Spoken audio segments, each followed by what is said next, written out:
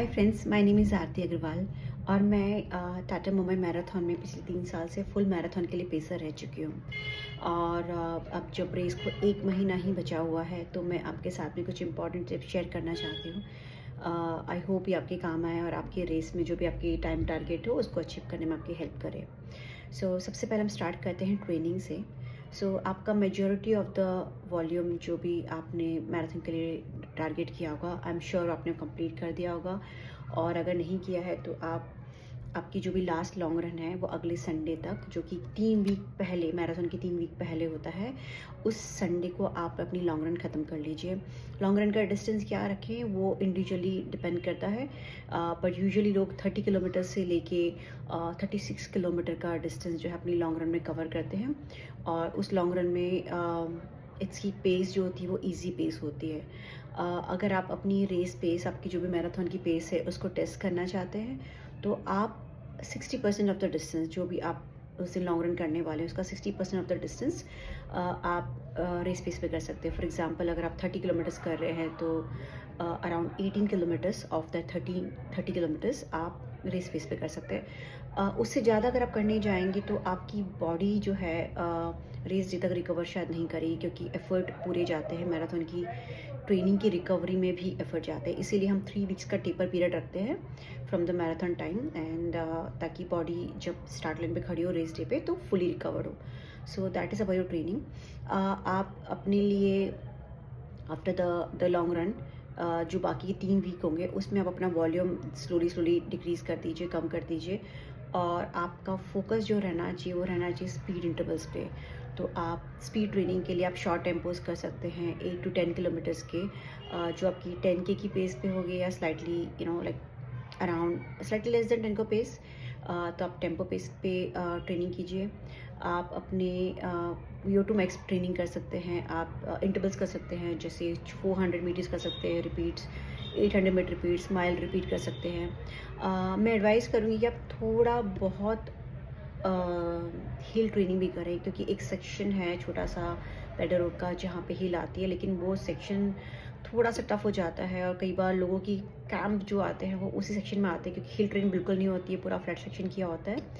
I would highly recommend कि आप अब जो है थोड़ा बहुत हिल पे स्पीड में, मैं ये नहीं बोल रहा स्प्रिंट करें, बट आप स्पीड में थोड़ा सा ऊपर जाएं और धीरे धीरे नीचे आएँ। नीचे धीरे आने की वजह है कि आपको भी इंजर्ड नहीं होना, रेस आपकी नज़दीक है।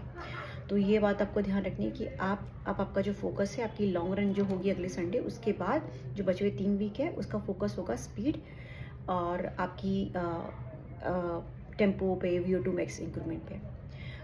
उसके बाद जो है सेकंड पॉइंट है हीट ट्रेनिंग। हम में से ज़्यादातर लोग हैं, हम जॉब करते हैं या जो भी हैं, बिकॉज ऑफ दैट हम अपनी सारी रन्स जो है वो अर्ली मॉर्निंग स्टार्ट करते हैं। कुछ लोग तो 3-4 बजे मॉर्निंग में स्टार्ट कर देते हैं। वेदर का एडवांटेज होता है, वेदर थोड़ी ठंडी होती है, but I would highly recommend कि आप कुछ रन्स जो हैं थोड़ी सी धूप में करें, 8:30-9 बजे, इवन 10 बजे। ट्रस्ट मी, जो आपका हीट के साथ में जो एक्लिमेटाइजेशन होगा ना, वो आपको बहुत हेल्प करेगा।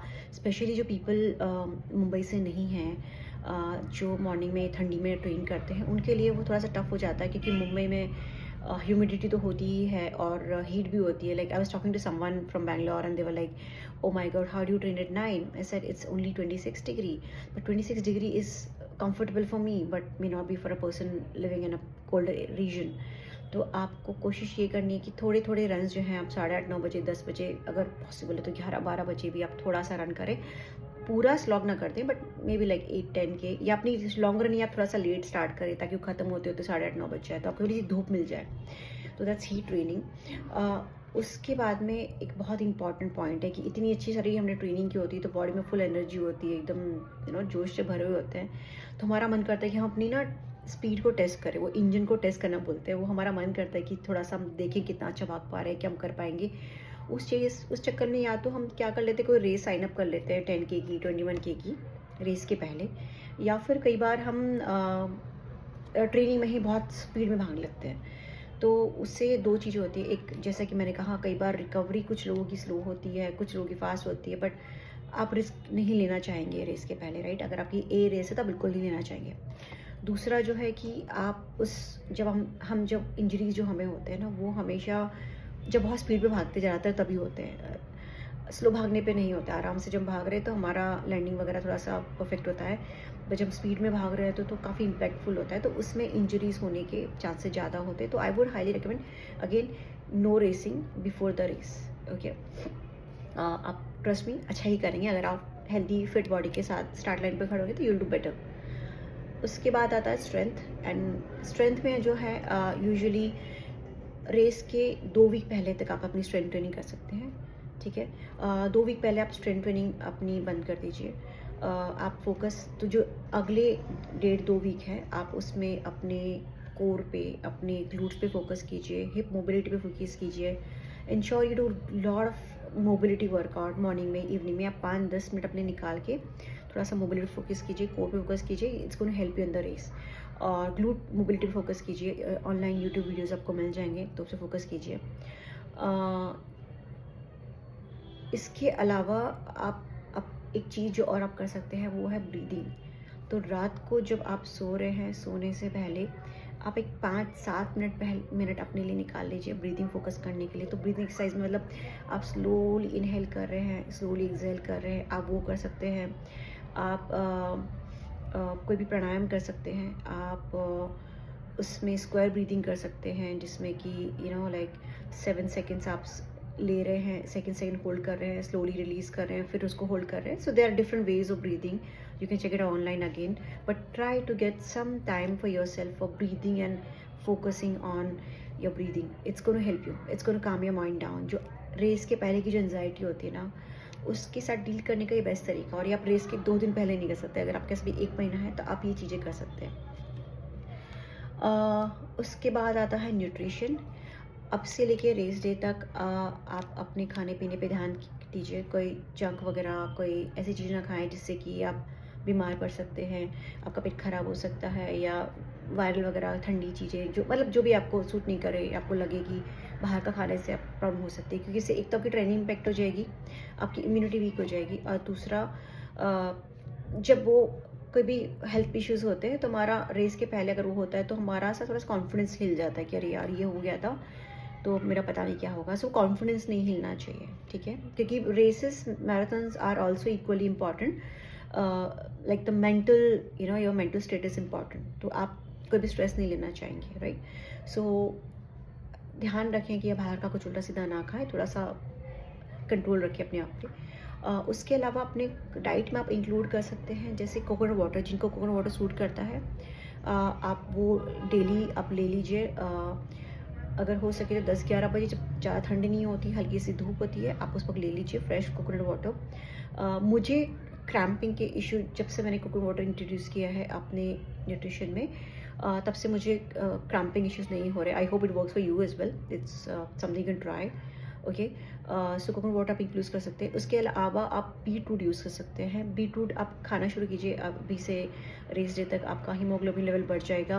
बीटरूट को खाने का एक तरीका है कि आप उसे कच्चा ना खाएं। कच्चा थोड़ा सा किसी किसी को स्टमक अपसेट कर सकता है, तो बीटरूट का हल्का सा उबाल लीजिए, हल्का सा वो सॉफ्ट हो जाए, उसके बाद आपको जैसे इसमें नींबू डाल के खाना है, जैसे खाना आप खा लीजिए, ठीक है। उसके अलावा आई लाइक ड्रमस्टिक। अगर ड्रमस्टिक थोड़ा सा डिफिकल्ट होता है कभी कभी मिलना, अगर आपको ड्रमस्टिक मिलता है तो आप ड्रमस्टिक का सूप अपनी डाइट में इंक्लूड कीजिए। उसके अलावा अभी सर्दी का मौसम है तो आपको आंवला मिल जाएंगे, आपको कच्ची वाली हल्दी मिल जाएगी। तो अगर आप किसी तरीके से आंवला और हल्दी को भी अपनी डाइट में इंक्लूड कर सकते हैं तो बहुत ही बेस्ट होगा, ठीक है। उसके बाद हम आते हैं सेकेंड लास्ट ऑप्शन पे, that is fixing your Nicholls. तो इतनी ट्रेनिंग के बाद काफ़ी निगल्स वगैरह, पेन वगैरह कहीं कहीं पे आने शुरू हो जाते हैं वॉल्यूम की वजह से।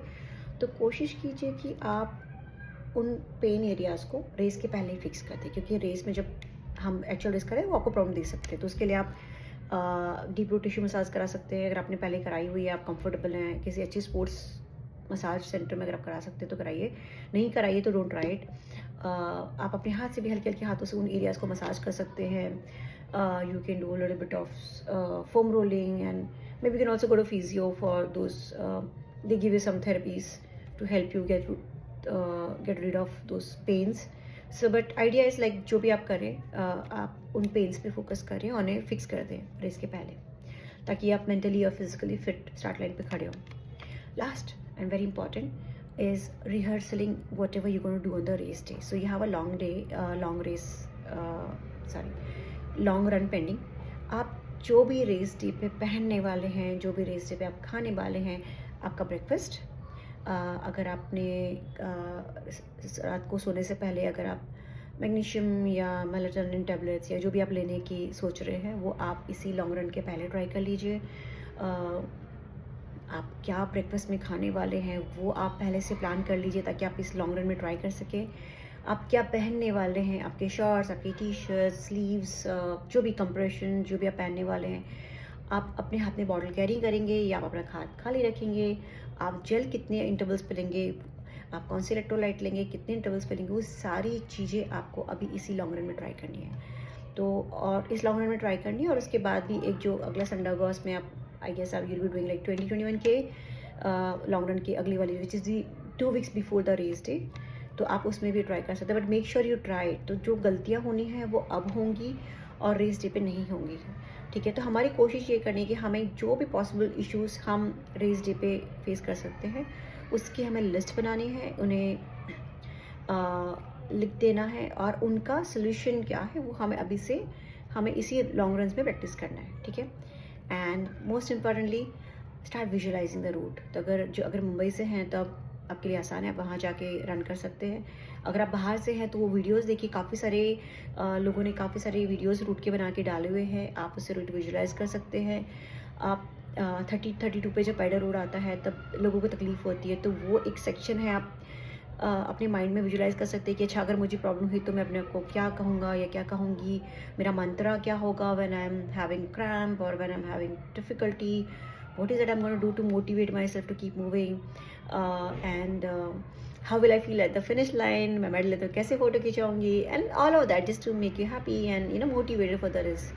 So keep all of those points in mind, और ये सारे पॉइंट्स इनफैक्ट TMM के लिए तो अप्लीकेबल हैं ही, बट किसी भी मैराथन के लिए आई थिंक मोस्टली जितने भी पॉइंट्स मैंने अभी बताए हैं वो जेनरिक पॉइंट्स हैं। तो आप हाफ मैराथन कर रहे हैं, फुल मैराथन कर रहे हैं, आप किसी भी रेस में other than the distance that I mention for the training, वो सारे के सारे पॉइंट्स आपको काम आएंगे। तो इसे ध्यान में रखिए, और अगर आपके पास कोई सवाल है या कोई सजेशन है तो आप हमें कमेंट में करके बताइए, और अगर कोई और टॉपिक आपके माइंड में जो आपको लगता है कि मुझे मेरा एक्सपीरियंस के लिए शेयर करना चाहिए, तो वो भी आप मुझे कमेंट में बताइए। And any feedback you are most welcome to share with me, and thank you so much and have good running and see you at the start line. Bye.